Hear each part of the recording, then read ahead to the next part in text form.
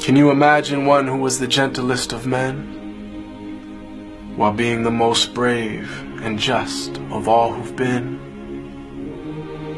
One who conquered all desires of self that make men weak,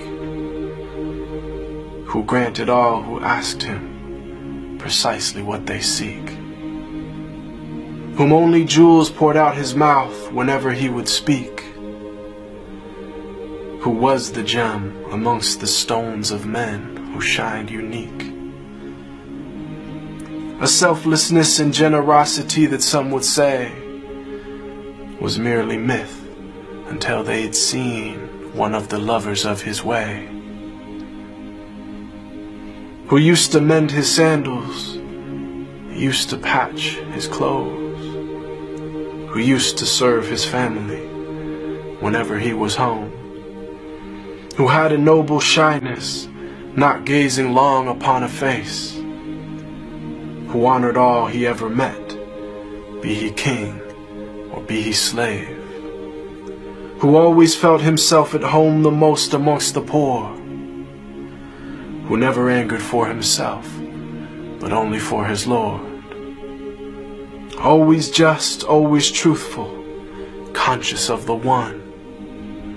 even if it brought discomfort to himself and those he loved. A satiated stomach his whole life was rarely felt, not due to poverty, but preference of others to himself, who knew the time of day by sun, the direction by the stars, who'd walk amongst his enemies without a single guard, devoid of any trace of self,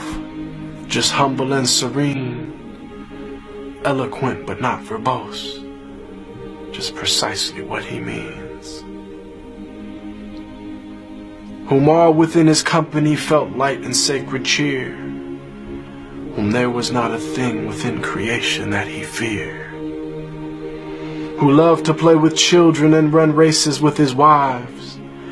who joined the festivities and honor customs of all tribes. When people yelled and lost their cool around him, he was calm, who asked forgiveness for his enemies, even as they did him wrong, who kept a goat he'd milk himself for people in his house, whose wives, when asked about him, said